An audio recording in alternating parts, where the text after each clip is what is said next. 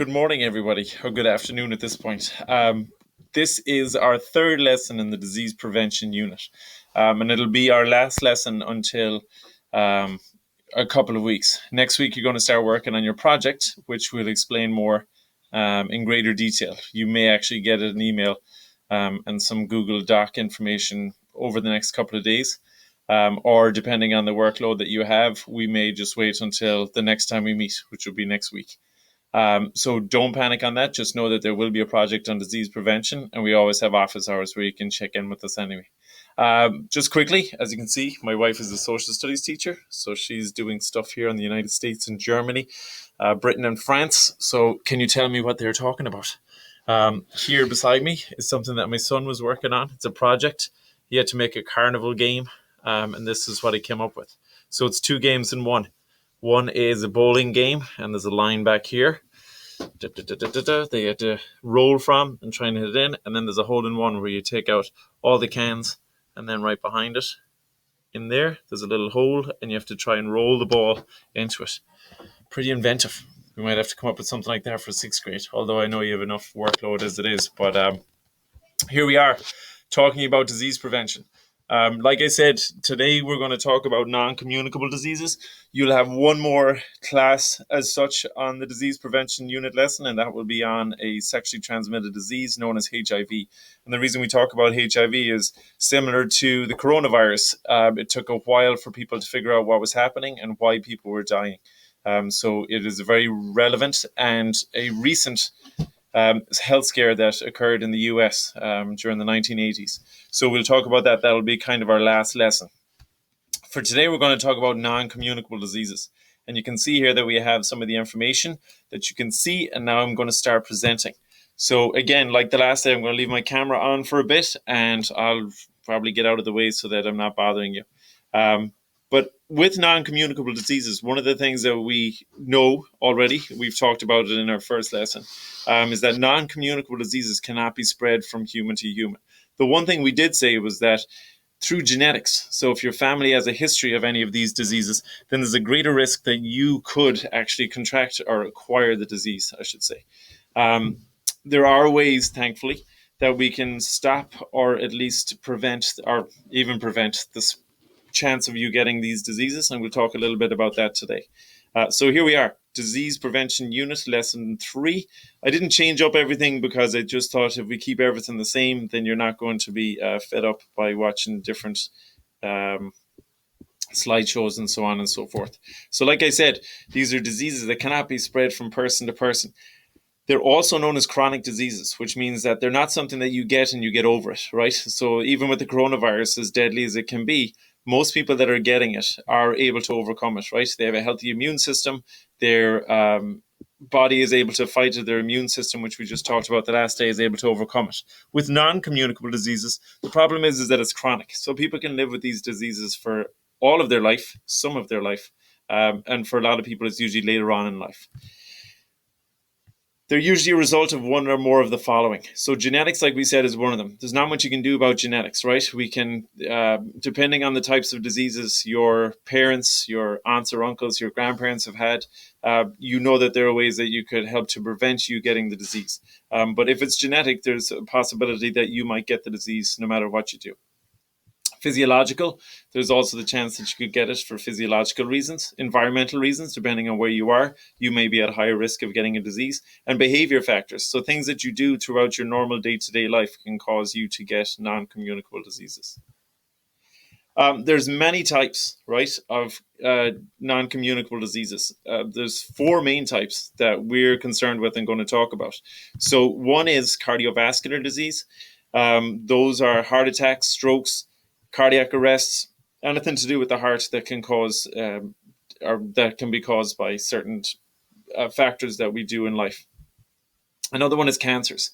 And I think most of you at this point know somebody who has dealt with cancer or may have even passed away from cancer. And those numbers increase as you get older, unfortunately. Chronic respiratory diseases, so things that are cause and damage the lungs throughout your life, things like asthma, right, or COPD, which is another one that you often see commercials for, older people talking about how they have pulmonary problems that cause them to lose their breath. Emphysema is another one where you are only able to go a certain distance and you start breathing heavily and can't continue on. And then diabetes is obviously the last main type that we're going to talk about. As we continue on here, we are going to talk about heart disease, we're going to talk about cancer, we're going to talk about asthma, and we're going to talk about diabetes, just because they are highest in prevalence throughout the US. So the first one is heart disease, right? Heart disease is obviously something that is very prevalent in the United States. It's actually the number one leading cause of death in the US to this day, and has been so for many years. The second one is cancer. So even when we're talking about these diseases, they're incredibly prevalent in the US. And the one good thing is that there are ways and means that we can help prevent ourselves from getting these diseases.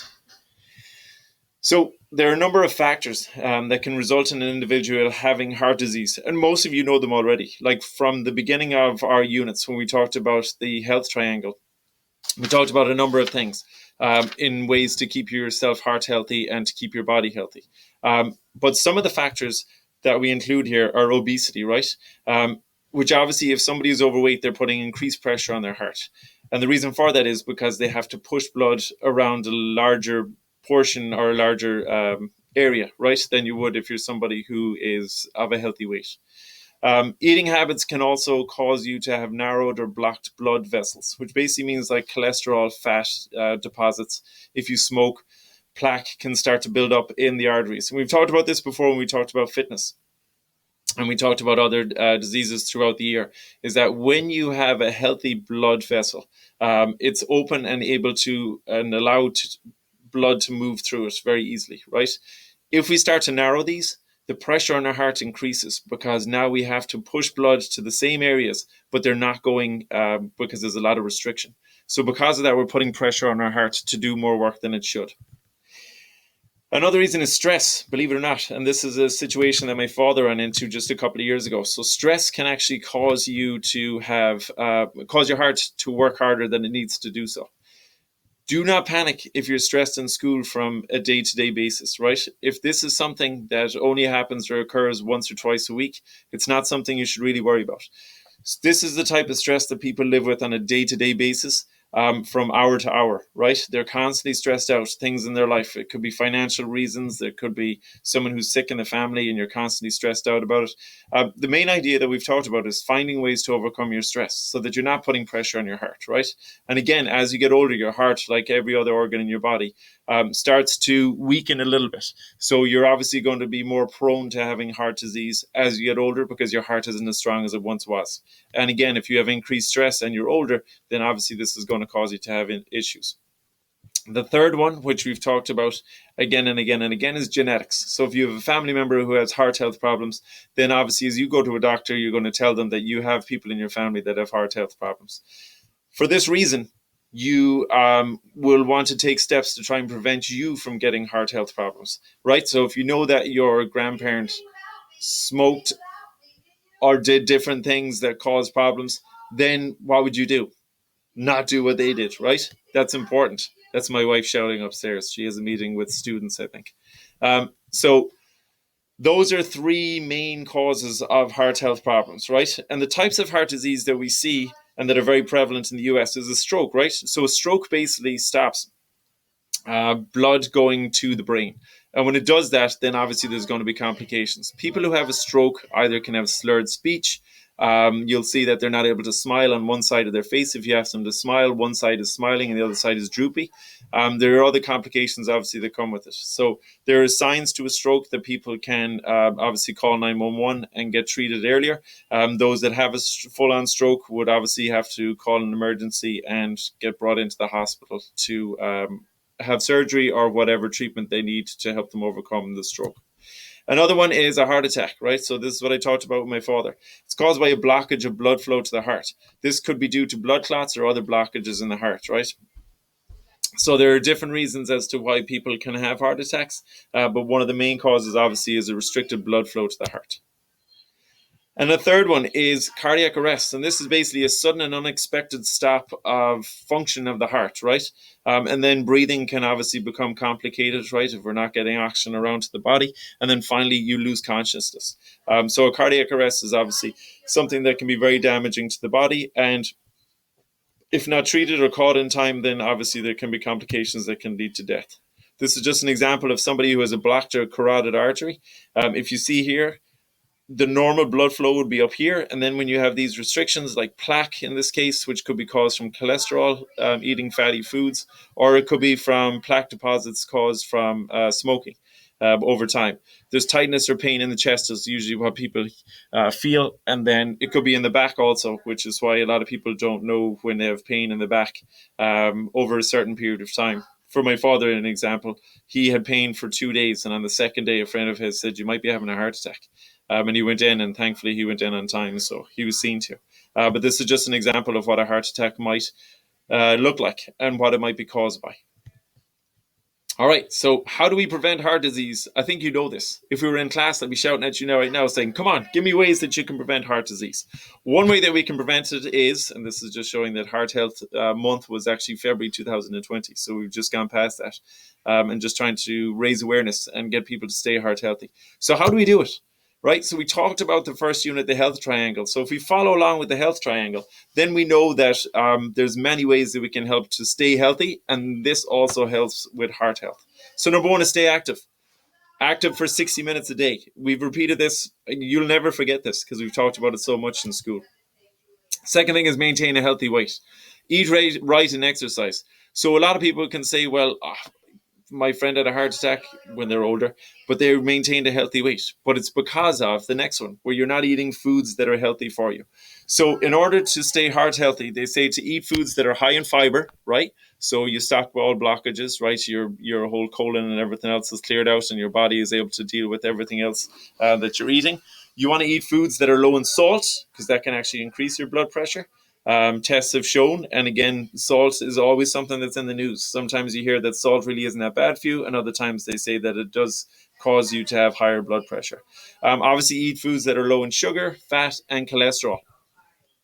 Learn to manage stress. So find a method that works for you. And we've talked about this numerous times as well. Reading, drawing, playing and listening to music, yoga, exercising, playing outside, meeting with friends, all of these things help to manage stress. You just have to find one that works for you, right? It's not what I tell you to do.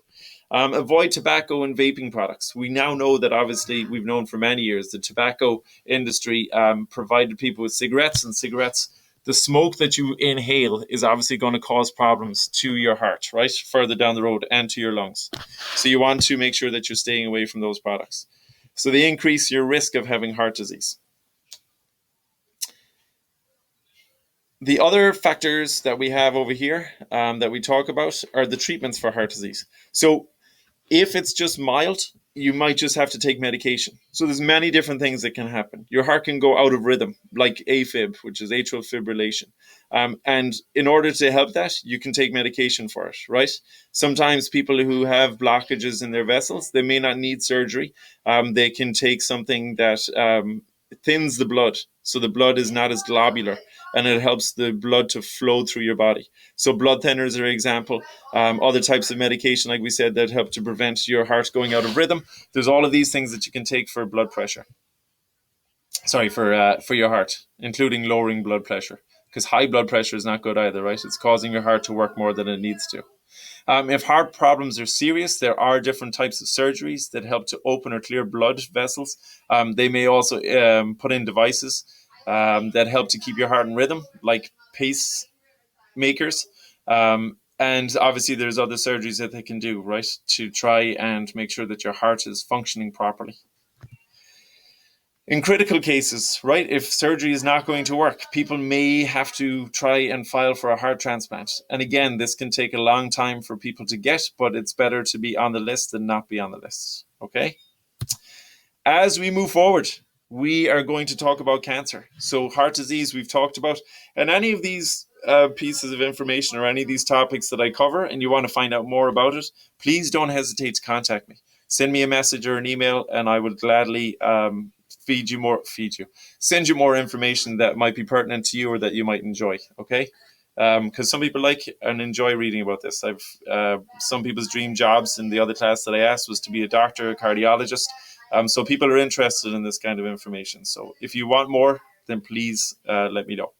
The next topic we're going to cover is cancer.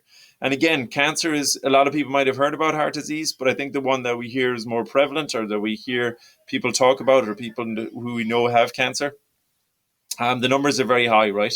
So cancer is a disease that's caused by abnormal cells in our body. It's the second leading cause of death in the US, unfortunately. And one of the main reasons for that is because there's so many different types of cancer. If we were just fighting one type of cancer, I think that we'd be able to solve it. It'd almost like be like a flu, where we would have a vaccine and we could take different medication to try and stop the spread of cancer.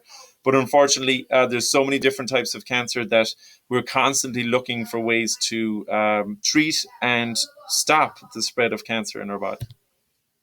So cancers usually start out as tumors, right? And they're basically abnormal cells in our body. And tumors could be the size of a fingernail, to the size of a tennis ball, to the size of a grapefruit, and bigger. And people don't even know that they have them, which is incredibly surprising, right? When people find out that they have tumors in the size that they are, they're blown away, because sometimes you may look healthy, feel healthy, and then all of a sudden something starts to go awry. And then when they find the tumor, it can amaze people how big the tumors are. Not all tumors are cancerous. That's one thing to remember. What's that, buddy? Huh? Yes, I did. I had a tumor once, which was, again, probably the size of a fingernail and a little bit thicker. And it was actually on my breast area. And I had it removed, and this is what the doctor does. So they carry out a test to see if your tumor is cancerous, which is malignant, or benign, which is non-cancerous. Okay, so hopefully when you find out, or if you ever find out you have a tumor, when you get it tested, which is called a biopsy, they take a small little sliver, or they take the entire tumor, they check it, and then they come back with the results, whether it's benign or malignant. Some of the common causes include genetics. So, like I've said many times before, all four of my grandparents had lung cancer. So I know that I am obviously more prevalent to getting things like lung cancer. So I do things to try and stop that from happening. Exposure to cancer-causing substances. So any toxic chemicals that you might work with as you get older, or people have worked with in the past, things like asbestos, can cause you to have cancer. So there's many different cancer-causing chemicals in the world that obviously people are surrounded by, and because of this, they can obviously get different types of cancer. Exposure to sun and tanning beds. Tanning beds are just as bad for the body as, or for the skin, as the sun is, right? Unhealthy diets, so eating unhealthily, can cause you to get cancerous tumors. Obviously, that can do damage to your body. And then drinking alcohol in large amounts, or exposure to certain drugs, can cause you to have cancer also. So the picture here, just quickly, these are cancer cells. So this would be a tumor, right? And eventually what can happen is that the cells can start to multiply and start to invade different parts of the body. So if you catch it early enough, which we're about to talk about, and treat it early, you have a better chance of overcoming cancer. If you find it later in life, then obviously there are different stages, and the later the stage, so stage one would be cancer that people can overcome through treatment. Stage two would obviously be a little bit worse. Stage 3 and 4 are ones that require a lot of treatment over a short period of time to try and get rid of, right? So type 4 is obviously a very hard cancer to overcome, but people have overcome it through treatment, and they're constantly making new drugs and new medication to try and help people even in dealing with stage 4 cancer. So discovering cancer early is one of the most important ways to successfully treat any type of cancer. And there's a great way of trying to remember some of the warning signs for cancer. The one thing I'm going to say is, if you have these, this might be something other than cancer. So don't panic if you have any of these types of symptoms. They're just warning signs. So again, even if you have these symptoms, you would go to a doctor anyway. You're not going to go to a doctor and say, I think I might have cancer. If you have changes in bowel or bladder habits, that could be just something to do with your body that a doctor can treat. It might have nothing to do with cancer whatsoever. And the same with all of these warning signs, right? You would obviously go to a doctor if there was changes in bowel or bladder habits. So if you were peeing a lot more than you normally would, or you were pooping a lot more than you normally would, then obviously that might be something that needs to be checked out. A sore that does not heal. So obviously, if you have a sore that it does not heal, that would be something you would go to your doctor to see. It could be an immune problem rather than somebody having cancer, but it's something you get checked out. Again, these are all warning signs for cancer, but do not panic. If you have them, it doesn't mean that you have cancer. They're just warning signs. Unusual bleeding or discharge, right? So for a friend of mine, he had bleeding in his stool, in his poop. And again, he kind of just blew it off and didn't really worry about it. When he went to the doctor eventually, they found out that he did have a tumor and that it was cancerous. He had cancer of the colon. So again, if you have unusual bleeding and you don't normally have it and it happens again and again, it's obviously something you get checked out.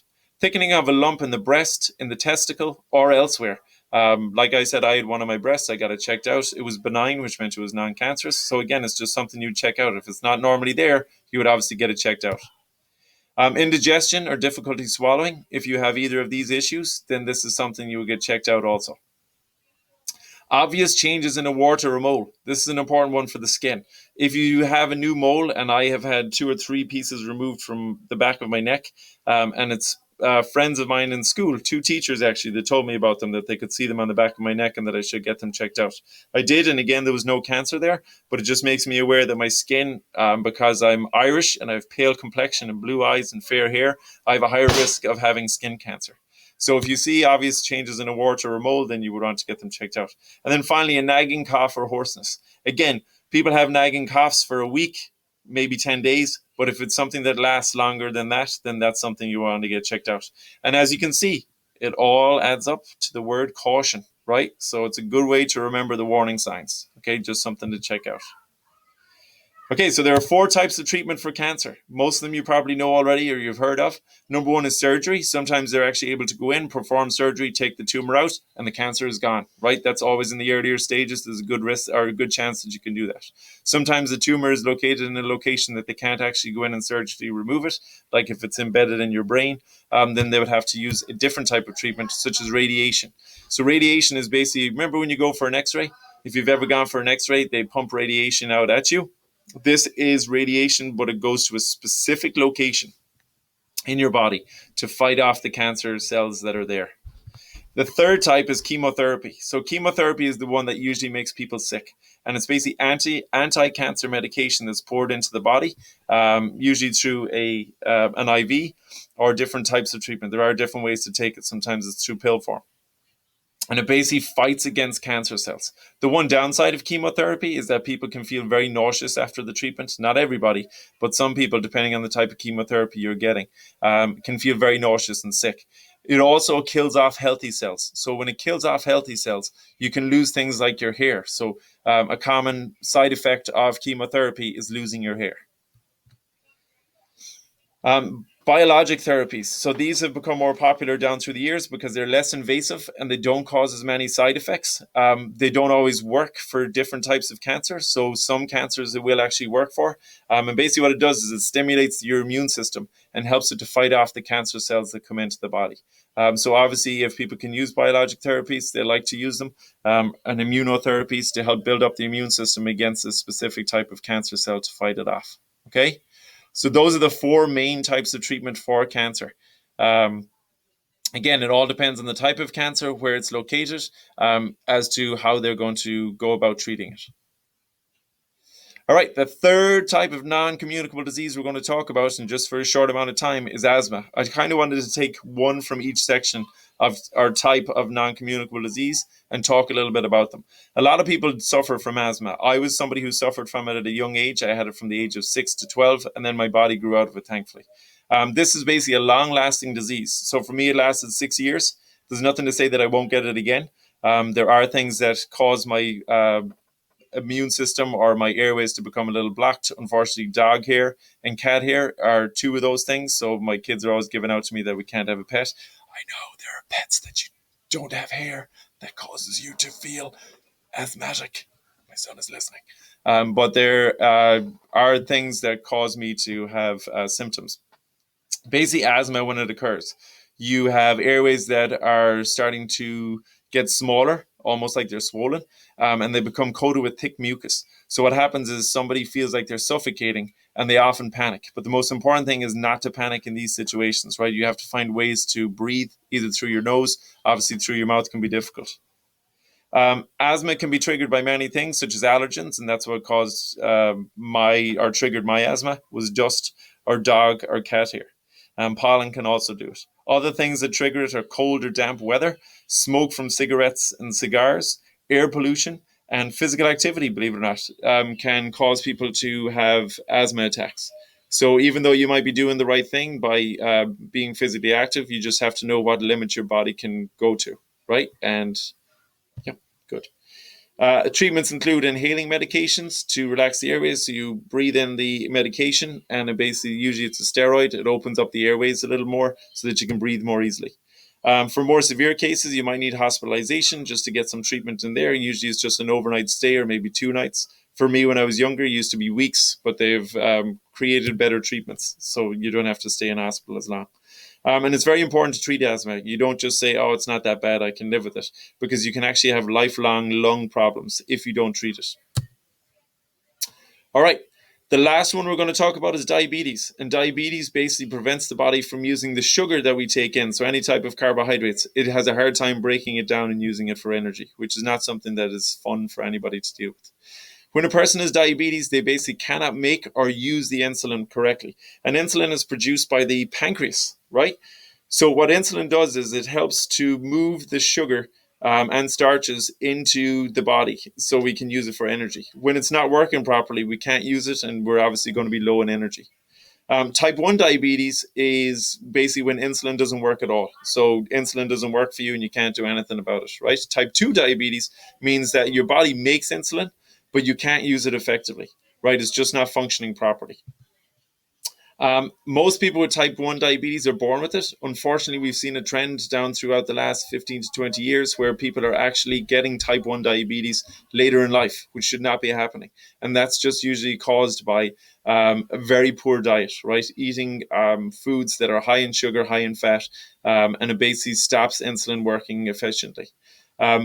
We never heard of that before, but all of a sudden in the last, like I said, 15 to 20 years, we see that type 1 diabetes is actually being acquired later on in life, that people are not being born with it, but they're actually getting it later in life. And type 2 diabetes is usually something that you acquire later in life. But now we've seen through poor diet habits, young people are starting to get diabetes or type 2 diabetes now also. Again, like I said, it used to be adults that got it from poor eating habits. And just living sedentary lives where they're not moving at all. Now we see that young people are also getting it because they're eating more and they're moving less. So just something important to know. And finally, for treatment for diabetes, people who live with diabetes have to monitor their blood sugar levels. So they usually use the pricker. There are other devices now that do it automatically, but a lot of times people just use a pricker where they take a small sample of blood to find out what their blood sugar level is. They must follow a health plan to successfully deal with the disease. And the plan includes being physically active. Yeah, actually, here's an example. My mother-in-law had to take it because she was getting onset diabetes, which is basically the before stages, but she's been doing well. So this is the monitor, right? And it would give you your blood sugar level on it right there. And this is the little test strip. So the test strip basically takes the blood and then it gives you a response to what your blood sugar level is. And from that, you find out whether you need to level off your blood sugar if you have too much sugar in your blood, too little sugar in your blood, and you have to even it out. So the plan, like I said, the health plan, be physically active, maintain a healthy weight, taking insulin, right? It's incredibly important that the diet plan is helping you to have a safe amount of sugar in the body, right? If you don't, then obviously there are different treatments that you have to take to make sure that you are keeping and maintaining a healthy level of sugar in your body. Diabetics usually meet with a doctor or dietitian to create a plan that works best for them. All right. So that is that. I apologize. It's not going to be like this every single time we do a slide. We're always going to have something different. For this unit, I just felt like, oh, look what's arrived in our house. Toilet paper. The neighbors brought it over. Kitchen paper and disinfectant wipes. Our neighbors are the best. We haven't been able to find toilet paper in 5 weeks. We were running low. We were getting to the end. We gave. But we have great neighbors. We got it because we gave their grandson now. I know. Yes, we are very nice neighbors. Their grandchild needed a scooter. We gave them a scooter, and they gave us toilet paper. What a reward! We got 2 more. So, like I said, this is just an introduction to these types of non-communicable diseases. There are many more, and if, like I said, if you want any more information on any of the 4 things that we covered today, by all means, just email me. I hope you all have a wonderful day. I hope you all survived without electricity yesterday, those of you that didn't have it. And I look forward to seeing you. Please, please, please make sure you're checking your email. Make sure you're corresponding with me. Some 6th graders are not corresponding or sending in work. Please do it so that we can make sure your grade is what it should be. You have loads of time to contact me, and I can help you in any way, shape, or form. Next day or the next class, we will be talking about the disease prevention project, but please check your emails and Google Classroom because we may send it to you this week for you to have work to work on, okay? Other than that, I hope you have a great day. I hope this was a good idea of what non-communicable diseases were. And then, like my little message says over here, love one another. Be good. Love you all, 6th graders. Talk to you soon. Bye for now. Woo-hoo. Oh yeah, I have to learn how to exit out of this screencast. Bye. This is crazy.